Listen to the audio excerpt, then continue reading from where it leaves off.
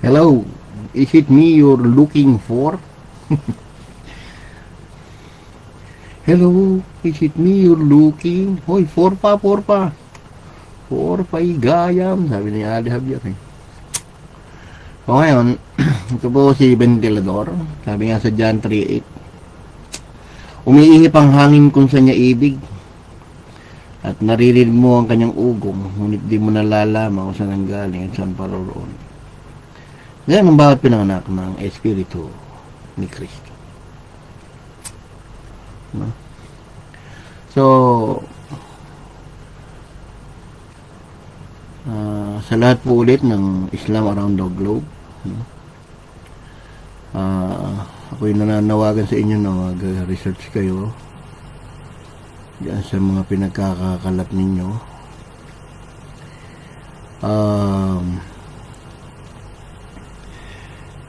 Ako nga pala si Armand De Castro ng Patripasyanism belief.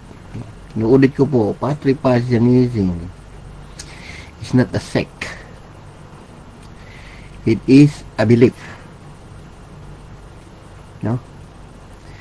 Yan po ang original na paniniwala ng mga apostol sa kanilang Father Yeshua.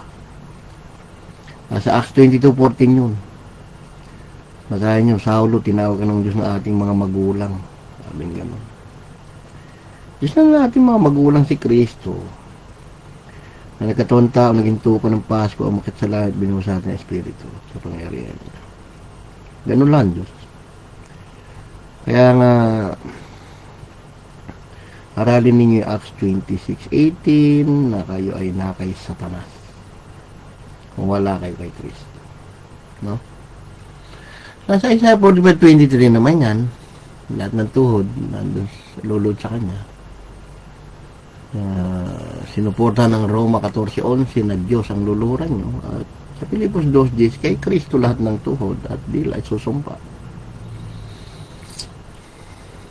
Sa Isaiah 6:1-3 nakita doon yung sinasamba ng apat na serapin na isang Diyos na nakaupo sa langit, ang kanyang kaningningan, which is the source of life. Nakita ni Isaiah sa John 12:45 na sinasabi ni Juan na siya yung nakita ni Isaiah.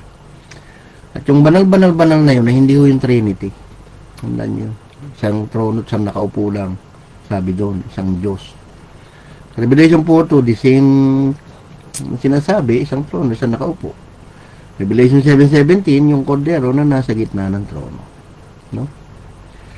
So, maraming daraya sa mundo.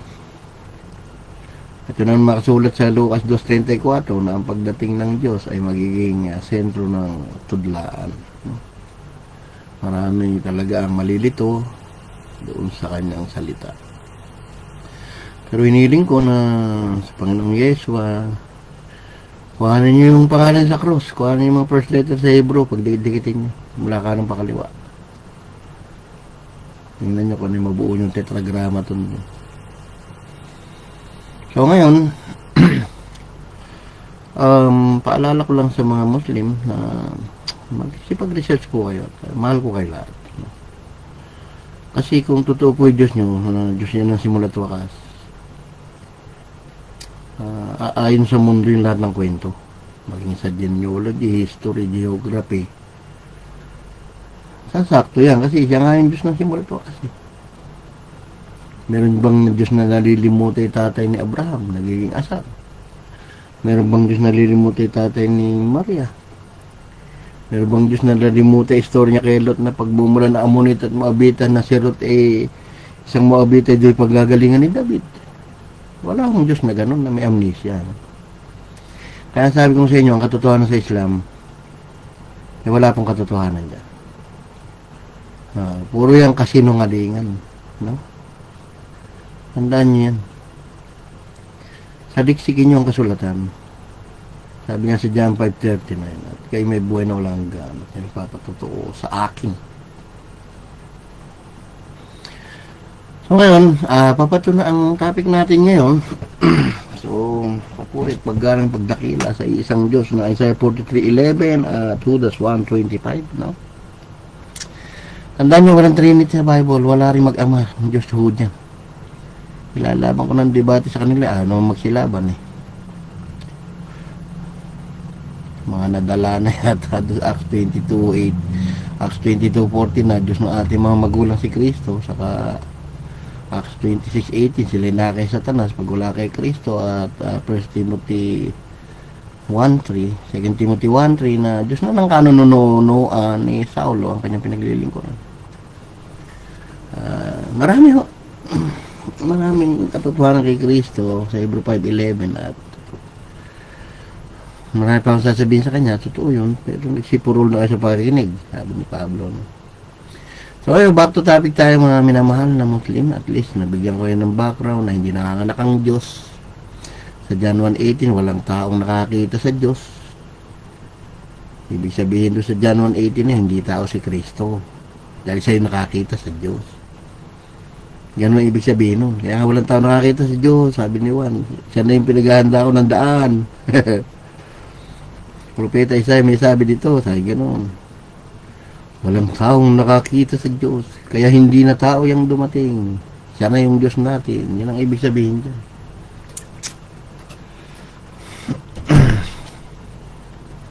Okay, so tuloy-tuloy po tayo, no? Itong mga kaibigan nating Muslim na napagkadali niyong magpapaniwala sa sabi-sabi. No? Dapat nagre-research naman kayo. Tuntua kayo dun sa maraming road Diyos eh, yung Allah nyo na may wi nang wi.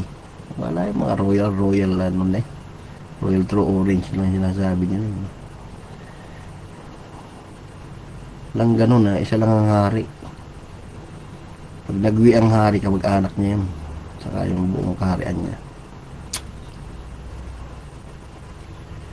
Okay. So sit down and relax and enjoy. Gaano kasinungaling ang mga Muslim kasama ang kanilang Diyos na si Allah. Tingnan natin, kasi hindi nyo maluloko ang mundo. Ngayon sinasabi ko. Bible speak to himself. Bible will fight until the end of time. No? Doon ka magugulat talaga. Kagulat-gulat yan na yung GPS ang sumunod sa Biblia sa huling panahon. Isipin makakatagal na kwento, di ba? Haran, sabi ganun, no? Dapat wala nang lugar na Haran ngayon dahil noong pa yun, 5,000 years, time ni Abraham. Diba may Haran nga ngayon, may kapatid niya. Totoo nga sinasabi na sa mga pangalan ng tao natutupad yung mga lugar. O, di ba? Si Kanaan, mayroong lugar na Kanaan, yung tatay ni anak yan ni Ham, yung nilunod ng Muslim sa Quran 1143 na si Ham. Kaya yung sinasabi sa inyo, yung family tree ni Muhammad, walang Ham. Binibiro ko nga kayo, natakot sa hamburger yun eh. Takot sa baboy. Yung Lot daw, hindi raw sa kanila nagkaanak, gano'n. Wala kang Amonita Moabita, hindi pinanak sa inyo si David. Dahil si Ruth 4:10, si Ruth ay Moabita. O ngayon, dako tayo dito sa fake na baitulan ng Bethel daw na House of God ng Islam. Tandaan ninyo, sa Genesis chapter 12, nakarating ng Bethel si Abraham, wala pa tong anak. Fresh na fresh. Kalalabas lang ng Ur. Ayan, basahin nyo. Tapos ipangangalandakan nyo sa tao na yung Bethel na kaaban nyo ay nasa Mecca at ginawa ni Abraham at Ismael. Samantalang nakarating ng Bethel si Abraham, wala pa siyang kaanak-anak. Wala pa dyan si Isaac. Ayun, no? Chapter 12. Genesis chapter 12 verse 8. Butata na kayo, supalpal na kayo, mga nagkakalat kayo na ginawa yung kaaba namin ni Ismael sa ni Abraham. Ang katotohanan dyan, kaya yung tinawag na bait, Beit in Hebrew is house. El is equal to God. Kaya house of God. Gumawa lang siya ng altar, hindi nagawa ba si Abraham ng ganyan kalaki-laking kubol na yan, na kwadrado na yan. Tapos meron pa kayong bato dyan na hinahalikan na. Tawarin kayo.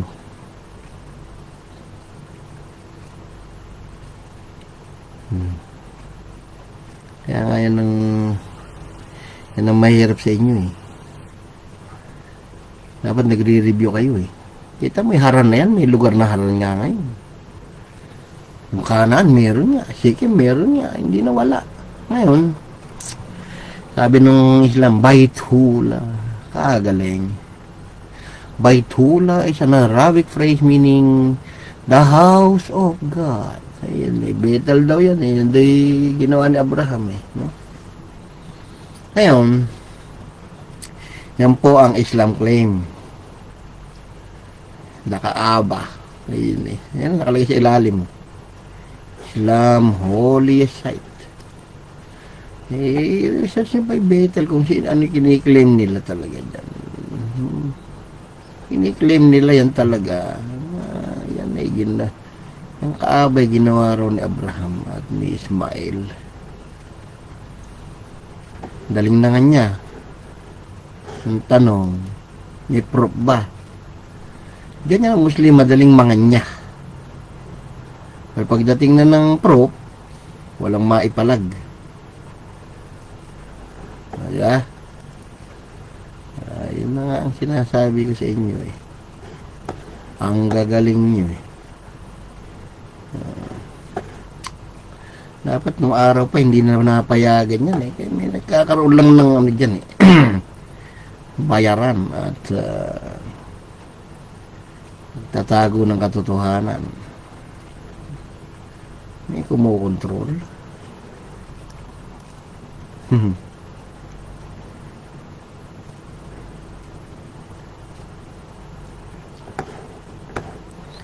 Oh, di ba? Kaaba daw yung Baitullah na Bethel. The house of God of Abraham. Research nyo pa. Marami yan. Research nyo dyan sa internet kung anong claim nila sa Baitullah na yan. No? Yung pinuntahan ni Abraham nga nung wala pa siyang anak. Pero nangyari, pinagkakalat nila si Ismail at si ano raw gumawa niyan. So ngayon, ang totoong Bethel ay ito. No? I-research nyo yung Bethel at makikita nyo yan. Bethel in Hebrew is house of God, no? Bethel is first referred to the Bible being near the place where Abraham pitched a tent. Ngayon, kapag sinabi nyo kasi nakasulat, ay kasi nungalingan niya, sinulat lang yan eh. Doon kayo pupunta sa mundo. Yun yung sinasabi ko na pupunta kayo sa mundo, sasaliksin yung lugar ng mundo, kung totoong may lugar na Bethel. Baka nga naman nagsisinungaling si Abraham na wala naman palang Bethel sa mapa, wala naman palang lugar na ganun dyan sa Israel. So sa Jerusalem, pagitan ng Gilgal at Jericho na yan, wala naman pala. Sinungaling talaga si Abraham. Ganun na lalabas. O nagsisinungaling tong author ng Bible for how many century? No? Kasi, yun nga sinasabi sa inyo, ang original ay mananatiling original dahil yan ay salita ng Diyos. At kung may nagtatranslate niyan, yung paring original, clone ang lalabas. Magkaroon man ng konting difference, maiintindihan mo pa rin. Dahil nagkakaroon ng konting pagbabago sa pagsasalita. Katulad ng John 16:14, ganon. Pagdating ng Espiritu Santo, luluwalatiin niya ako dahil sa akin magmumula, sasabihin sa inyo. O, tapos ibang salin, sa iba naman yung nakasulat na sa akin magmumula, luluwalatiin niya ako dahil sa akin magmumula, sasabihin sa inyo. Tapos basahin sa Magandang Balita Biblia, iba na sa ADB, pero isa na kahulugan, no? Kumbaga inikot lang. Ayan, payo ko sa inyo mga Muslim, pakipindot nito ito, yung coordinates, no? titingnan natin kung sinungaling yung Bible. Baka hindi naman totoong may Bethel eh. No? Tagal-tagal ba naman ang history niya na for how many thousand? 5,000 o 4,000 years? 5,000 years? Kaya ngayon, pag kinlik nyo yung coordinates, tatanungin kayo kung gagamitin nyo Google Map o Google Earth, bahala kayo o yung Bing Maps. No? Ito yung coordinates. Kaya ngayon, doon pala makikita nyo naman na naluko kayo. Di ba? Naluko talaga kayo kasi dito palang check. Sabi nga, wala na rito, dito yung Saudi. Butata na kaagad no? O ngayon, i-zoom ninyo yun, dahil i-click nyo yung coordinates. Ay, ito naman pala yung Bethel. Pagitan ng Gilgal at Jericho na nasa may West Bank. Nandiyan sa Israel, wala dito sa doon sa napakalayong Mecca, sinungalingan, no? Diyan palang bagsak na kayo mga Muslim, dahil sa magandang balita Biblia doon sa likuran, merong old maps doon na inilabas ang mga early church forefather, ano. Tingnan nyo to, dun sa aklat nyong magandang balita Biblia. Ito yung Gilgal, ito yung Jericho. Merong sinasabi sa pagitan ni Ephraim sa ni Benjamin, andun daw yung Bethel. So, nung araw kasi wala pa yung GPS. So, tinitingnan natin mga mapa, pero minsan hindi kumpleto, no? So, ngayon, sa pagitan ng Gilgal at Jericho raw, pagitan ni Ephraim at ni Benjamin at 12 tribes ng Israel, kasi sila Manase, sila Gad, yun yung Kanaan na kung saan sila nakatira, no? So, ngayon, di mag-Google Map kayo, type nyo yung Gilgal. Ayan yung Gilgal, di ba? Ayan Jericho, asan? Ayan, ito yung Jericho. So, sa pagitan ng Gilgal at Jericho yung Bethel, so, nandito yun sa may West Bank dito. Di ba? Di tama. Matalino ang Diyos. He is the God of the first and the last. He is the God of the beginning and the end. Dahil kung ano kinukwento niya for how many thousand years na nagkaroon ng GPS, hindi sumasabla yung lugar. Karoon ng Beersheba, dahil nakipagtipan si Abraham sa Gerar, kaya may Beersheba. Doon pala yung nagmula. O nung lumabas yung GPS, may Beersheba nga. Dapat wala. Kung nagloloko Diyos. Yeah? Di tama. Yung Gilgal, ito nga Jericho. Ito yung Bethel. Yan yung West Bank. Di ba? I-zoom nyo yan. May Google Map naman kayo. Zoom nyo yan. Kasi malaki yan. Senior cut ko lang na yan dahil ililiit ko lang yung mapa na yan. Pero pag zoom nyo yan, dahil pang lugar dyan. No? Ngayon, yan yung sinasabing Bethel, yung location talaga. Kasi may kanyo. See daw? Asan yung kubol ni Abraham dyan? Yung may kanyo, may kasinungalingan talaga lang yan. Gawain ni Satanas. Katandaan nyo, gibain nyo na yung kubol na yan dahil giniba ni Muhammad yung 365 na idol. Pero yung bahay itinira. Niloko lang kayo ng mga Quraysh tribe dyan. Business na nila noong pa yan. Nababasa namin pre-Islamic history Kaya nga nag-away yung advisor niyan, saka yung relative Kaya nagkaroon ng siya saka Sony. Ginaya niyo pa yun sa Japan na sushi. Sony, siya. Mahilig siguro kayo sa sushi. Ito lang katotohanan mo. Talagang katotohanan sa Muslim ay wala kang katotohanan dyan. Yun ang totoo. No? Sa Muslim, puro kasinungalingan yan. Ngayon, sabi doon sa book, sa pagitan ni Benjamin at Ephraim, sabi eh. Di ba? So, meron tinatawag na Bethel.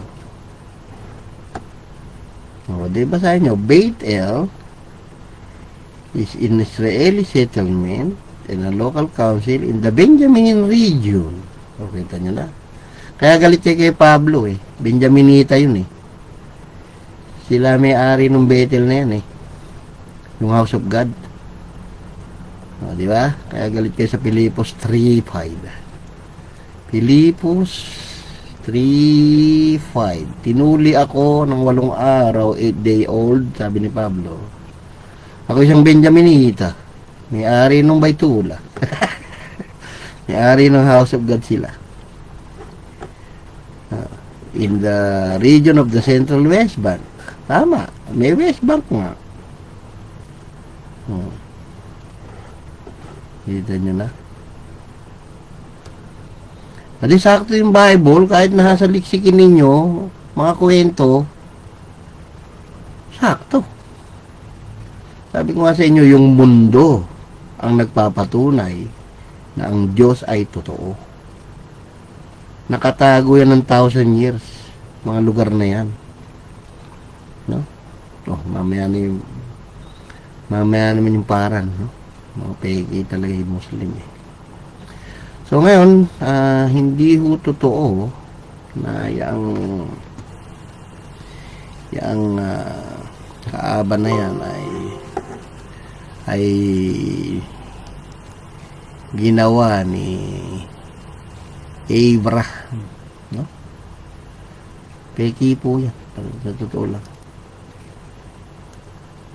Tandaan ninyo. Peki, yung Kaaba ng Mecca, built by Abraham. Tinawag niyo siyang Baytula, no? So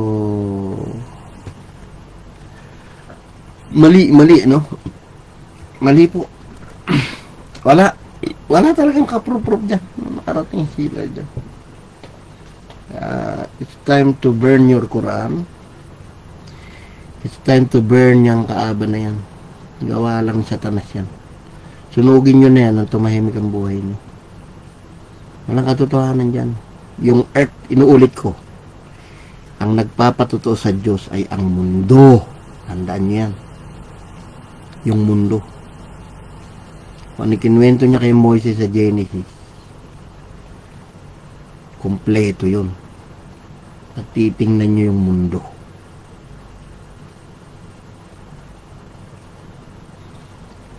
Try niyo pre-Islamic history. Kung ano yung Quraysh tribe na yan, ano ginagawa nila dyan. Pinagkukuhanan na nila ng kita yan. No? Tandaan niya. Plane ticket nyo lang. Hindi na may-ari ng plane ticket. Yung mga may-ari ng ano dyan. Hagis-hagis pa kayo ng barya dyan eh. Alay, di walang pera dyan. May mga aklat pa kayo. Bebenta pa kayo ng samsam na tubig. Ako pa, Diyos ko. Tawarin kayo. So, okay, no? So, muli, maging matalino. Pagpili ng Diyos, totoo ba? Na nasa mundo, yung patotoo ng Diyos ng Muslim? O yung Diyos ng Israel ang nandyan talaga? So, take your pick, no? Kaya puro, children of Israel, yung Allah nyo dyan eh. Naaway nyo naman yung binigyan ng covenant sa Surah 420. Nakakatawa kayo talaga. Peace be with you all, ano? Mga minamahal. Sa Judas 1:25, Isaiah 43:11, Isaiah 44:6, to our one God of Israel, Yeshua, Hanasri, bimili kayo din, magpapuri, paggalat, pagdakila. Maraming salamat sa mga sumubaybay, sa mga nanood, at sa manonood pa muli. So, maraming salamat, at Dalaw lang kayo sa patripassionism.com. Hindi po secular. Bilip po. Yun, bilip. Ang church name po talaga noon ay Yeshua Hanasri Bimelech Hayodim, yung sinulat sa Hebrew sa Judas 19:20-22 sa ibabaw ng cross ni Kristo. Huwag po kayo magdrama na pinatay si Kristo, piling nyo, ililigtas nyo. Yun talaga ang layunin ng Diyos. Magpakamatay para sa atin yun. Sa Isaiah 53:1-12 na nga yun Psalm 22:1-18, magdudus ko. Tipan ho ng dugo kasi ng Pasko yan. Kaya nga sabi sa Hebrew 9:16, kailangan mamatay. Kung gumawa ng tipan, kung hindi mamatay, walang kwenta. Yun ang kwenta ng Diyos ng Israel. Ang summary po ng Bible is Passover of the Lamb. Yan ang pinagdiriwang sa 14 na araw ng Abib Nisan, taon-taon ng mga Israelitang ligaw. Na pinatay si Esteban, kaya hindi nila alam na patayin nila yung Diyos nila. Dahil yun ang utos ng Diyos sa Deuteronomy 13. The whole chapter. May magpakilala ibang Diyos, patayin. So, ang ganda po ng mundo, no? So, alam ni Kristo, milliseconds ng buhay niya, para lang siyang may sinusundan. Sa ganitong araw, kailangan nandun ako. Sa ganitong araw, ay kailangan tumilaw kang manok. Sa ganitong araw, ay kailangan makakuha ko yung aso at masakyan ko.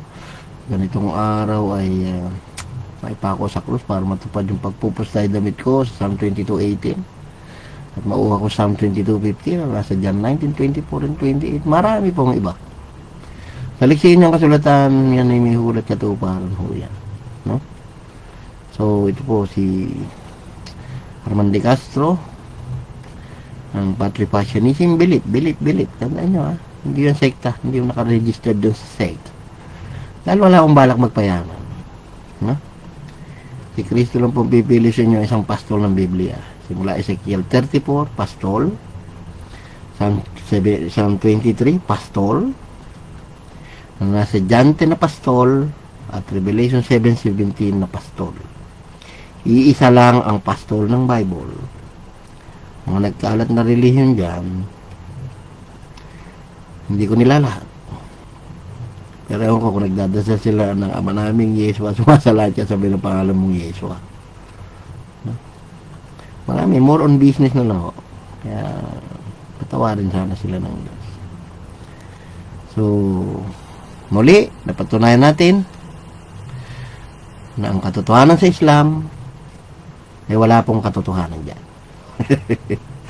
Kaya, galing. Ito, maganda pagkakaloko sa mga tao. No? Magaling talaga sa Satanas Magaling siya mag-deceive. Ano pa kayo 72 virgin? Pag namatay kayo, kalokohan nyo. Mga transgender yun, 72. Sige, at ganito na lamang. At maraming salamat sa mga manonood. In the future, magsaliksik. Tandaan nyo wala pang anak si Abraham. Wala pang anak, hindi pa lumalabas si Ismail at Isaac doon. Sinasabi nga ninyo na ginawa daw yan. Hindi kaya ni Abraham gumawa ganyan kalaki. Gumising nga kayo. Laki-laking kubol ni altarle ginawa. Tumpok lang ng bato yun. Ay nako, tawarin. Huwag kayo nagpapaniwala kay Ari. Patira pa niya. Kinakausap ako ng Diyos. Kung kinausap ako ng Diyos, titira pa. Magbibigay yukod lang ako. Pero hindi ako sumasamba sa kanya. Lagi nakayuko. Tandaan niya. Mga style lang. Drama lang sa Satanas yan. Patuwad-tuwad na yan. Ano kami. Nagugas kami ng paa. Habang sumisimba. Nakahubo naman. Bawal naman na nakahubo. Alumbrit. Kita ilalim. Kami nagpa-fasting. Sinundan na may buwan. So nagpasting si Kristo, tinitigan yung buwan. Oh, nakita na ba ni Jesus yung buwan? Stop fasting na. Alam niyo, malaki talaga ang malaki talaga ang gawa ni Satanas. So ito po ang payo sa inyo mga Muslim. Hamunin niyo mga scholar niyo. Saliksikin yung lugar. Kung nasa ng Bethel. Puro kayo pangan niya eh. Nililipat niyo yung history nung Israel sa Amerika. Hindi niyo kaya yan. Ang mundo ang lalaban dyan. Dahil nasa mundo ang katotohanan, dahil alam ng Diyos yun. Kaya nga siya nagsulat ng simula't wakas dyan eh. So kahanga-hanga, no? Yung Beersheba, andyan sa mapa. Yung Haran, na kapatid niya Abraham, andyan pa sa mapa. Sa Muslim, nag-research ako eh. Nasuka ako eh. Wala akong makita. Nalunod yung anak ni Noah. Naasar yung pangalan ng tatay ni Abraham na may baha raw sa Quran 7133 sa Egypt. Ako. Hindi ko ganun lang. Hindi pa bago-bago ng kwento yan. Sakit sa ulo eh. Sakit sa bangs ng Muslim talaga. Yung pag inaral mo na yung aral nyo. Ako. Sana mapatawad pa kayo mga sinungaling kayo. No? Yun ang hinihiling ko sa Diyos eh. Sana ay magbago pa kayo. Makita nyo katotohanan dyan sa pinasok ninyo.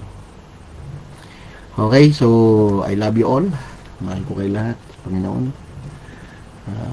Nawa ang pag-ibig ng Diyos biyaya sa inyong lahat. Tandaan ninyo, walang kasinungalingan nagmumula sa katotohanan. No? Magsaliksik. Kaya nagpapaniwala sa paninira sa Bible, tapos papasok kayo sa Islam. Hindi ako naninira ng Muslim. Sinasabi ko, puro pawang katotohanan. Kaya nga pinag-search ko kayo. Kahit ni Bethel, tingnan yung coordinates, nasaan? Ano istorya doon? Nasa Iharan, gano'n. No? So, hindi ako mag-aaksaya ng time sa inyo kung hindi ko kayo mahal. Mahal ko kayo sa Panginoon at gusto ko kayong mamulat, magising na peace be with you all. Magmahalan kayo. Magmahalan tayo lahat, hindi yung galit kayo sa Christian and Muslim at mga Hudyo. Bakit kinagalit? Pinatay si Kristo, walang kasalanan. Nakakatawa kayo. Ginusto ng Diyos yun na mamatay siya. Malakas pa siya, sinasabi niya na punta akong Jerusalem, papatayan. Okay?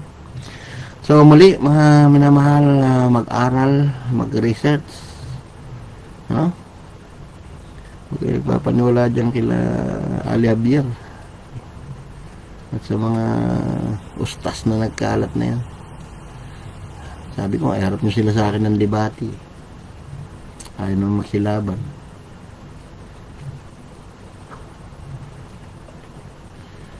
Pag tinatawagan naman, ayaw magsisagot. Yan ang mga topic natin sa debate. Tandaan nyo. Kaya ngayon pa lang, binibigay ko na sa inyo yung pang-debate ko. Baloktot inyo lahat yan. Kung mababaloktot nyo yung mapa ng mundo, mga history ng mundo. Tandaan ninyo to, ang isang Diyos na may isang kasinungalingan sinulat. Sinungaling, buo yun. Hindi lang isa yung kasinungalingan nyo. Ang katutak. Okay? So, goodbye na. At papatunayan natin na wala kayo sa mapa talaga. Bagsak talaga sa history, genealogy, geography. So, I love you all. Peace be with you. To God, yes, what is the glory. Our Father, Revelation 20:17 yun. Kayo magiging Diyos niyo. Kayo magiging anak. Okay, so pasensya nyo na kung masakit ang katotohanan, parang ganyan. Magbago. Okay, maraming salamat po sa babasa nito, sa mga susunod pa. At ang kasunod nito ay yung peking para naman ng Muslim. Masakit ang katotohanan talaga. Yung mga ninuno nyo, naloko. Hanggang ngayon, naloloko pa rin yun. Salamat sa Diyos at may GPA. Okay, so goodbye. Maraming salamat sa pagsubaybay sa video. Katotohanan lang po tayo. No? Ito si Armand De Castro ng Padre Passionism. Bilip. Yun yung sekta. Iniipon ng Huni Kristo yung tunay na sa kanya.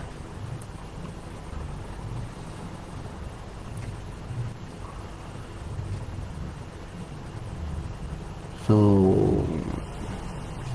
Judas 1:25, Isaiah 43:11, Isaiah 44:6, John 49, Isaiah 45:23, John 12:41, and Revelation 4:8, the only one God in heaven na darating. So, aking